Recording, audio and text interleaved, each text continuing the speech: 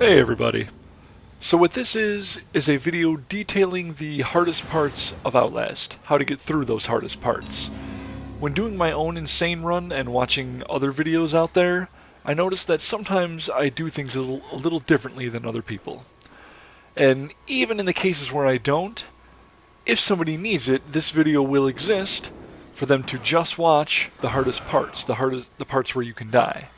And speaking of, this part, when he bursts in after he walks off to the side, go ahead and then exit the locker and run out. Don't wait for him to check the other locker, because he could check the one you're in. We come down to the basement here. Now at this part, what's important to keep in mind is to just keep running. You'll see what I mean in a minute. When you go over this, and then you'll see me get lost for a little bit here, so I pick up my camera again. When you open this door and turn on this first generator, don't stop or wait for the guy. Just run to the next generator immediately.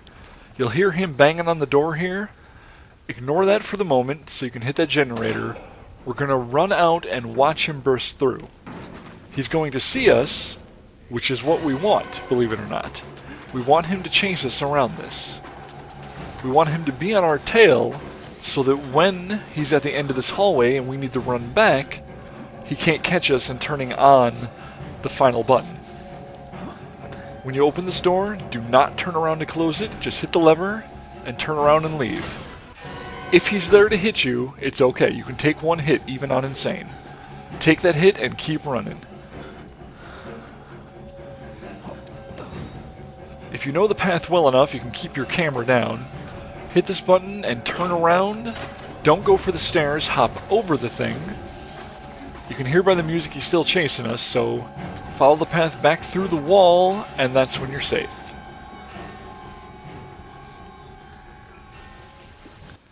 When we go down the drain, you first want to open this door to have it preloaded, pre-open for you. There's going to be a guy that chases us, and he's going to follow us into that room, and we're going to hide under the bed. I'm going to interrupt myself twice for two reasons. First, does that voice actor sound like Michael Rooker to anyone else? It's probably not him. But second, that battery is the first important battery that we're going to pick up. There's not many on Nightmare and Insane, and that's one of the ones I get. So this guy's going to chase us all the way back to that door we opened. And what we're going to do is go in the open prison cell and hide under the bed.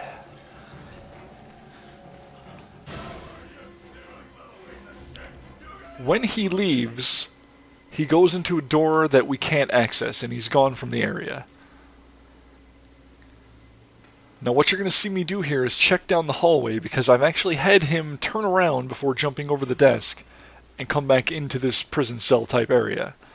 And that was a nightmare, because I just had to run for my life and he was beating on me. I think I even actually died there one of my insane runs. So I'm being very careful and checking just in case. I recommend you do the same, because you never know. Now that Michael Rooker guy is going to follow us, and when we hit this button, he's going to come into the room. So we're going to close the door so that we have a few seconds, and then get in the further locker, the furthest one. Now this is a part, a little bit of patience is required. You just wait for him to come in. He'll eventually check the locker next to you. When he does, and even if he doesn't, you can bolt and jump over the desk. You don't have to go around it. And you'll see that I do it just right in this video that he doesn't even notice me. You'll know when somebody's onto you because the music will chime in. But there's nothing. He somehow didn't even see us. That's just a manipulation of the game's programming, but that's what you gotta do on Insane if you want to win. Since we just hit one, always remember that the decontamination chambers are a safe point, with the exception of the very end of the game.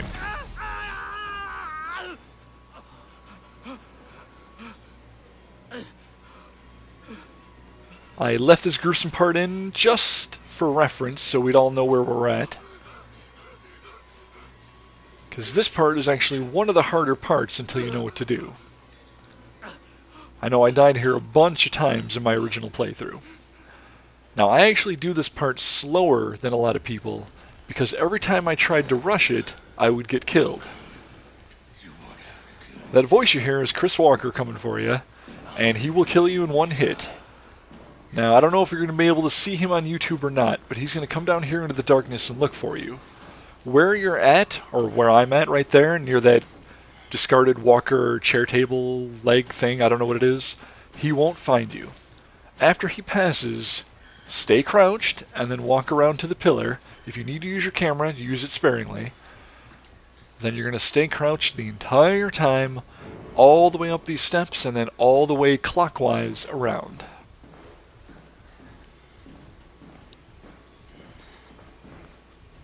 Don't worry if you hear him, he's not going to come up here and get you unless you make noise or alert him, which is exactly why I stay crouched. I've seen people where they run the whole time and do it fast enough that he goes around the correct path, because the whole point of this is he breaks down a door for you so that you can access it by going in reverse of what the direction we're going now.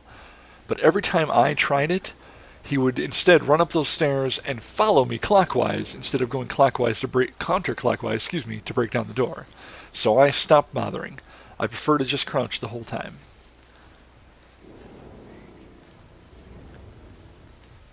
And once you're in this third bend, he might already be coming up the stairs to break down the door.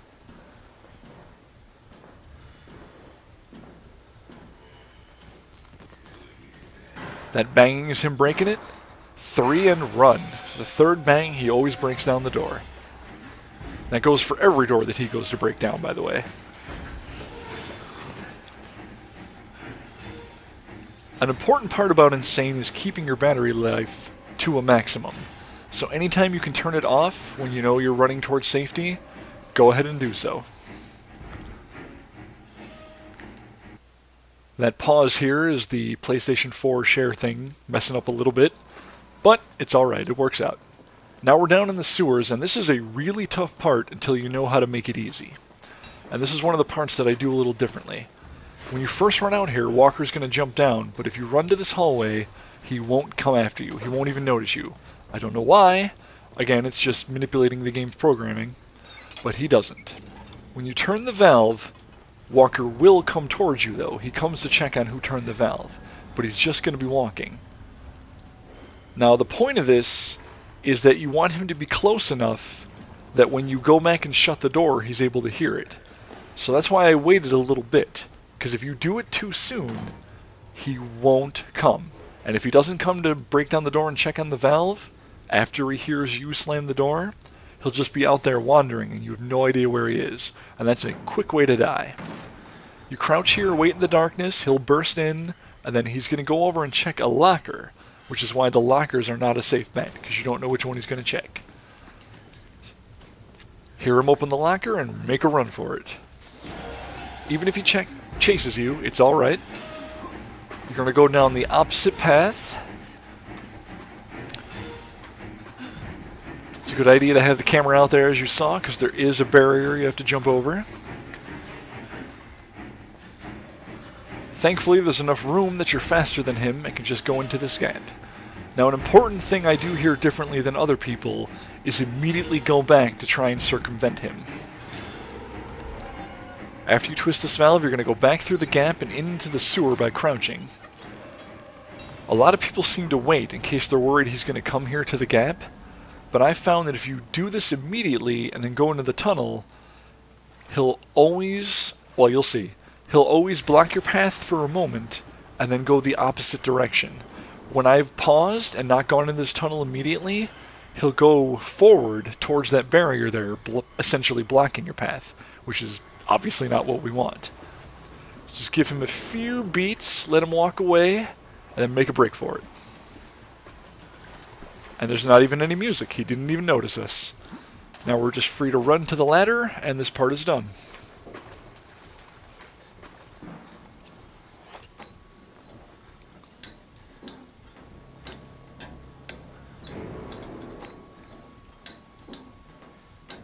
Didn't realize I recorded a ladder for so long, but that's alright.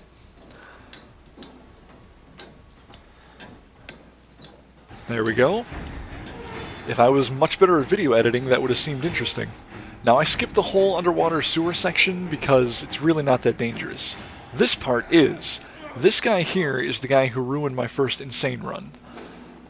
Trick him by going through that little loop there, and then the easiest way to die is not taking the correct path. I'm not even going to bother to say it all out loud because by now I've already missed a bunch of the turns, so you just want to follow that path.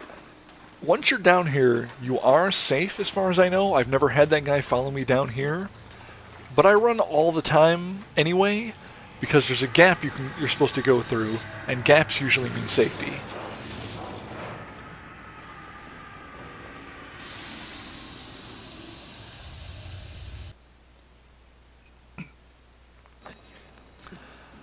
Now, we skipped another big section there.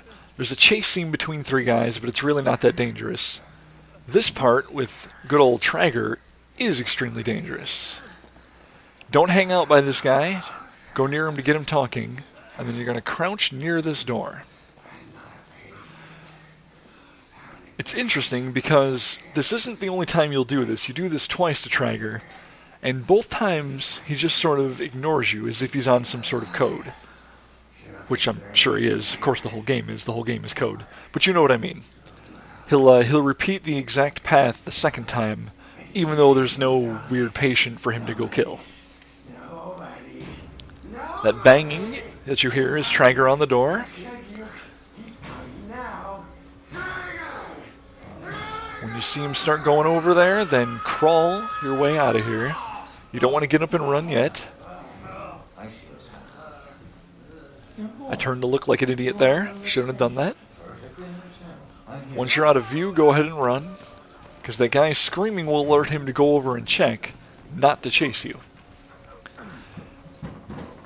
Now, there's an interesting thing coming up here that I want to make you guys all aware of audibly. First, we're going to push this out of the way and open the door so it's pre-open. Another one of those. When we go into this first patient's room, we're going to go to the back and open the door, and then we're going to come out, have Trager see us and chase us, and we're going to go back through this door. Do not close that door. If you close that door, Trager ceases following you to go around back to the main hallway, which will get him to you much quicker to kill you. This is the door we're going to close, because that will stop Trager at that point, a choke point, giving us plenty of time to push this case out of the way. That's how another one of my insanity runs ended. I closed that first door, and he went back through the main hallway and killed me.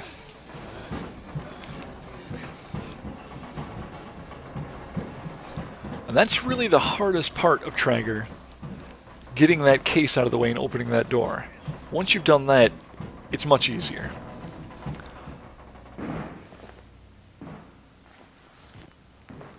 We're going to do the exact same thing we did before, just open one door because we're going to close it in a hurry in a second. When we get this key, Trager's going to come through that door next to it. So immediately run back to that door we just opened and close it to then duck behind into the alcove here. And in a moment you'll hear him banging and breaking on the door, and then watch as he follows a path towards a patient that isn't there. Now, it could just be that he's searching the room. Perhaps I'm being too judgmental. But either way, it's how we get safely through this part.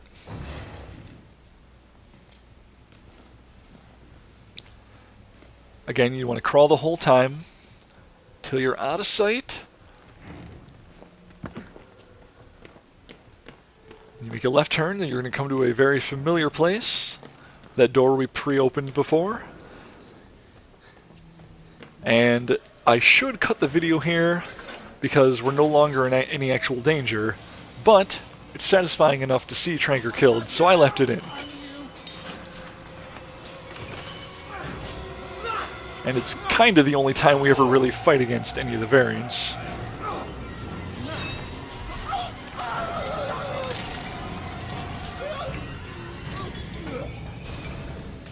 Ah, fuck you, Trager. It's actually a really cool part of the game, and he's a great character. But that's not what we're talking about right now.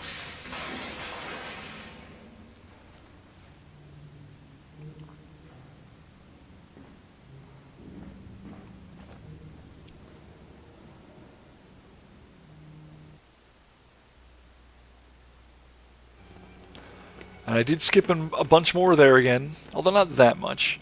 Now we're going to the part where we're going to turn on the valves to put out the fire in the cafeteria. We got to restart the sprinkler system. This is another part that I do differently, because every time I tried to do what other people did online, I would get killed. You can immediately run over to this laundry room and turn on the first set of sprinklers, or the first valve, so that we can turn on the sprinklers. Now don't hide all the way in the back, because there's no point. Hide just behind this thing, just enough so you can peek and see the door, and we can already see Walker coming in there. He doesn't come into this room, though. I don't know if he can, I'm sure he could, but I have actually never had him come into this room, unless I got his attention beforehand. So just wait, keep your eye on that doorway for him to leave, and then we're going to crawl closer.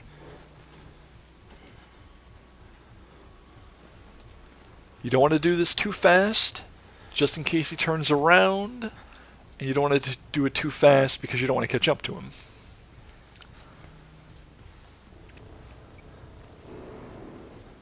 How terrifying would it be if he just came through the doorway right now, huh?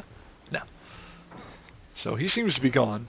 You'll hear him opening some door, so just make a break for it.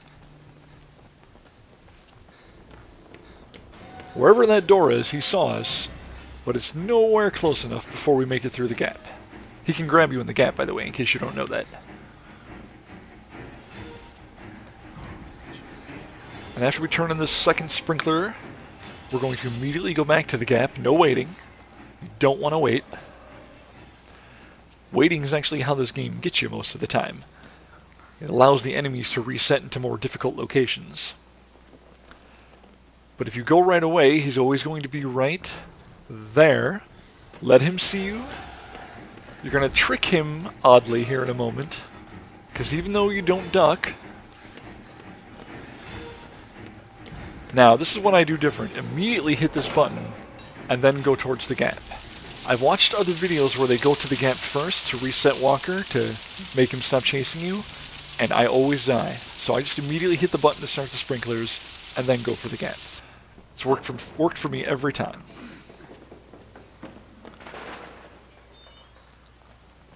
This part here is another one of the hardest parts. I remember even on my normal playthrough, the first one that I did, that this variant up here, not him, that's Father Martin, but the variant that we're going to be squaring off against momentarily would always kill me.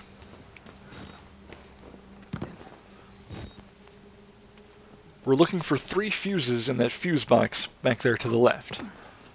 Now how this variant works is that when you pick up a fuse, he goes to that room to see who picked up the fuse. So we come to this one first because it's not near the other 2. Then we're going to hide under a bed and wait for him to come in. When he does, he's going to pass and go check the bowl that we took the fuse out of. That's when we book it. And whether he follows you or not, it's not a big deal. One of the things I do differently here than other people is not waiting to put the fuses in all at the same time.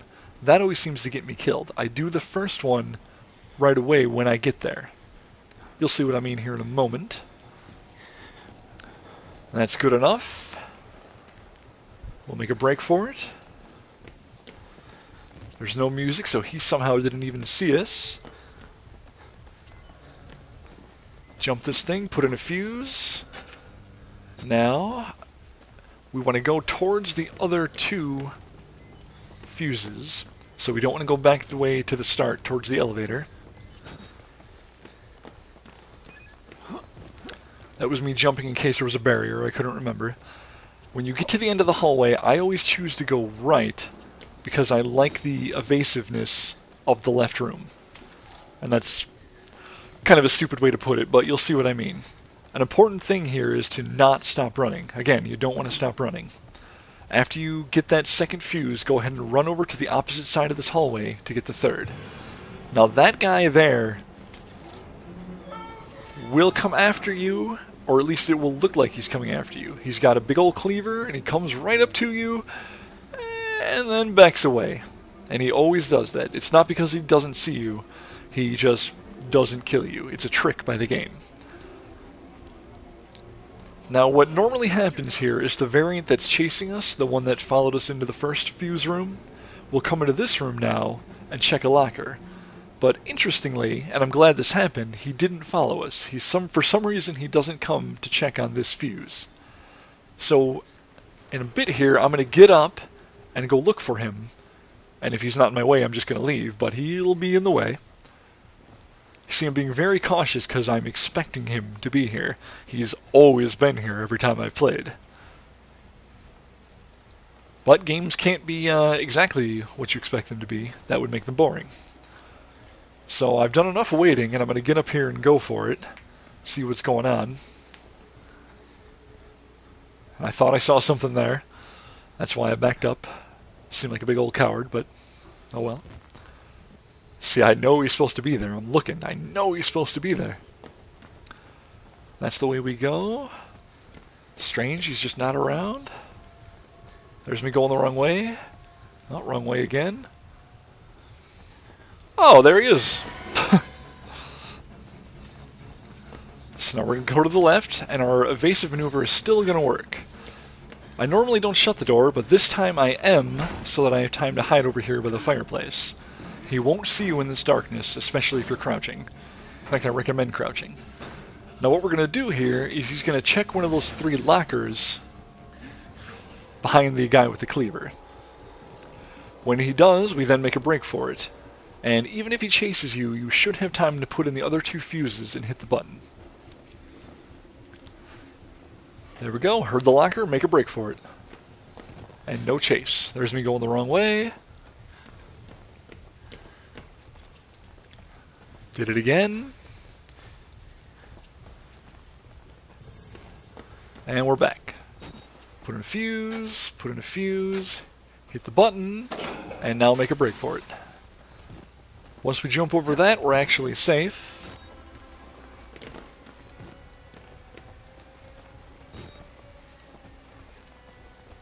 So, now we have to go back down, and that laundry chute opened in the basement for us to get that key to the elevator. And I'm not actually going to show that part, but I am showing us going to the basement for an important reason. There is an easy-to-get battery down here, which you can get before you go for the key if you need to. I like to risk it and not get it. Live on the edge. But anyway, battery's over here. Voila! Now we actually have enough battery life to get through to the end of the game, but there's actually another battery we'll get shortly that is surprisingly easy and not all that complicated to get. They sort of made the game easier with battery life at the end when you're on Insane than at the beginning. There we go. Now we go to the laundry room.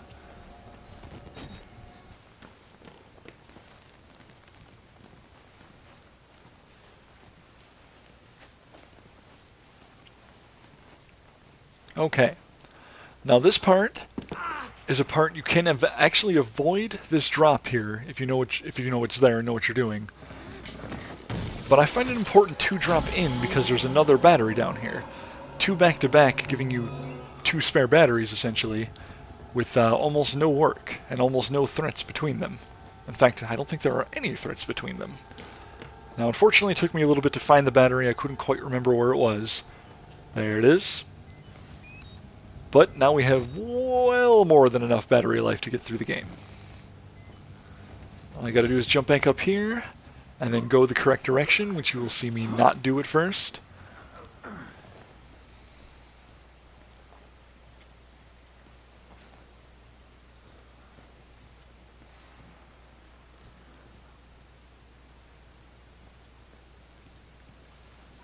Alright, I mean that was the correct direction, but now you'll see me hit the wrong door. I kind of wish you would try the doors a little more gently. I turned around there in case you didn't see it. Okay, this part. When you see the Walrider, follow the direction he goes. The guys coming up here are those brothers with the machetes or whatever that can kill you in one hit, but they only walk. So when you enter the room, book it. Keep running like most of the game, and once you make that jump, you're home free.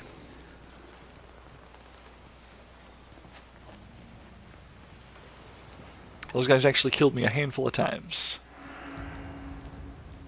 Okay, now this part, I keep the whole thing in because it's not as scary as it seems, and there's yet a third battery back to back that you can get very easily. You do have a slight threat this time to get through, but it's not much before the battery. And the part itself can be a little tricky, but it's actually not that bad. And it's also one of my favorite parts in the game. Your camera safety net has been taken from you. That's a good design.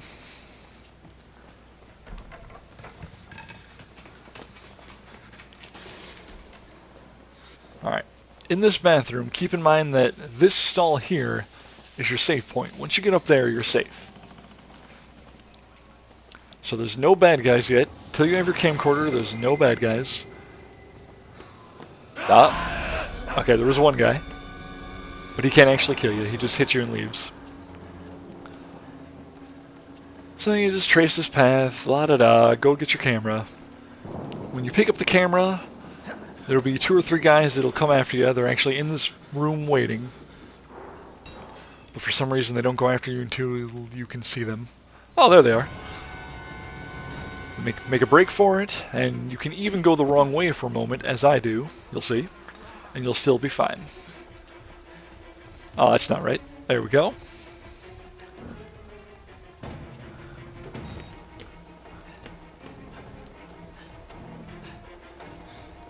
And obviously just keep running. Once you jump up here, you are safe. Now that third battery I was talking about is coming up here, which is why I left this whole part in. I may have even taken it out if it wasn't for the battery, but I figured it was important enough. Okay, it was actually in that room back there. Apparently I cut the video. But after you have your camcorder, that battery is in that room with the beds. This is an extremely tricky part coming up here. When you go into this hallway, Chris Walker is going to jump down, and run at you. But all you want to do is run towards him. Skip 1, 2, and then open the third door by running into it, and you jump up here, and that's it. You're safe. It's actually one of the harder parts of the game, but once you know how to do that, it becomes extremely easy.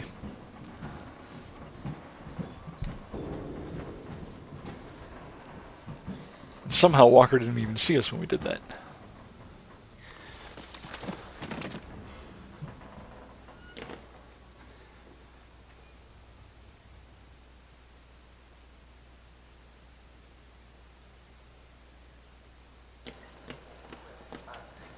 Okay, this part I kept in only because I've seen people do it much more complicated than I do.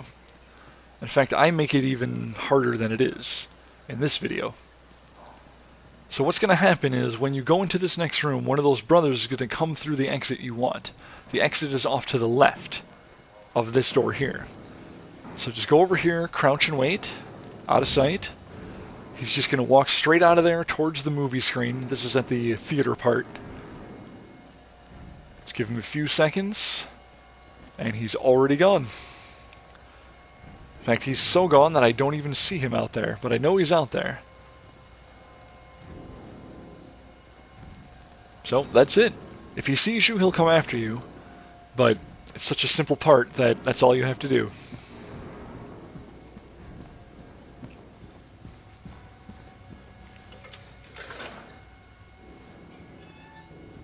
You don't need to close the door, I just do that for fun.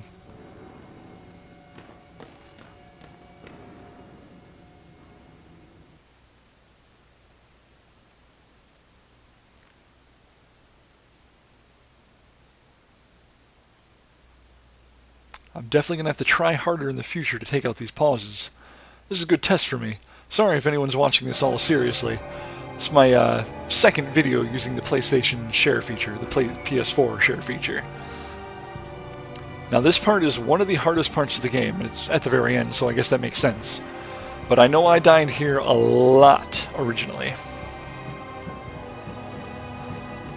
Because you're going to drop down here and try to go forward, and Walker's going to come after you. And it almost seems like there's nowhere safe. He's already onto you even before he sees you. But if you go into this first room and crouch outside of the stall here, he doesn't find you. Now what you want to wait for is him to bash down a door, because when he does, he'll enter a room, and then make a break for it. Sometimes it can be the door directly across from this bathroom that he goes for. If that's the case, you want to spy and look, and if you see him there, go back in and hide again. Wait for him to go for a second door.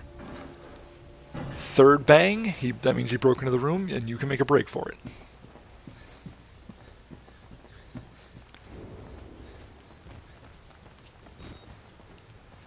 Once you climb up here, I'm pretty sure you're safe, especially if he's not chasing you. But in case he's chasing you, go ahead and keep running. This will be territory you've been in before. Once you hit this elevator, you're definitely safe. And that takes us to the end of the game. Now the important thing about the end of the game, the whole Walrider section... Walrider? I think it's pronounced Walrider. The whole Walrider section is that you have to keep moving. He is not stopped by gaps or jumps or anything else. He'll just find you, so you have to keep moving. In a way, the game's prepared you for this the entire time, because to get past the hardest parts, the easiest way is to keep running. Like right here, he's going to appear, bam, right there. Ignore him and keep running. Go between the first two set of tubes here. Cylinders, whatever they are. Every time it gets foggy like that, it means he's sort of close. But don't worry, if you keep running and go the right way, you'll be fine. I believe even these decontamination chambers don't make you safe. But I could be wrong. Either way, it's best to just keep running anyway.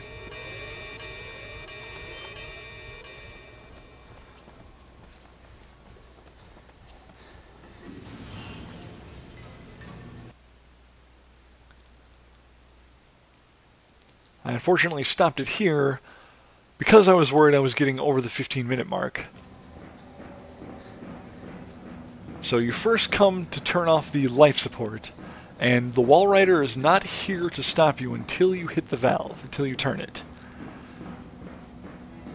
When you turn it, that's when you want to keep running again, and you keep on running through the end of the game. So get ready to hold that R1 down.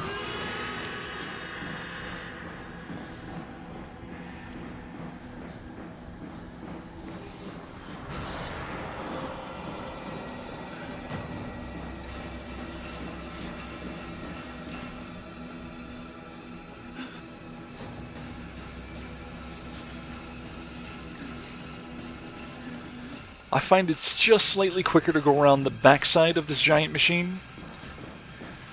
It may not actually be, but go whichever way you want, just as long as you keep running. Remember what I said about the gap? After you squeeze through it, keep running because you definitely aren't safe. And now coming up here is an extremely annoying set of stairs. For whatever reason, they decided to make it impossibly high. It actually makes no sense architecturally or from a game design perspective, because even this much of a fall would kill you. But for some reason they make you go up several more flights.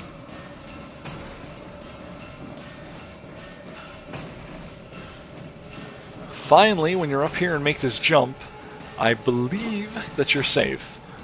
But there's no point in ceasing running, so go ahead and keep doing that. Actually, I'm going to guess by that music cue that we're not safe.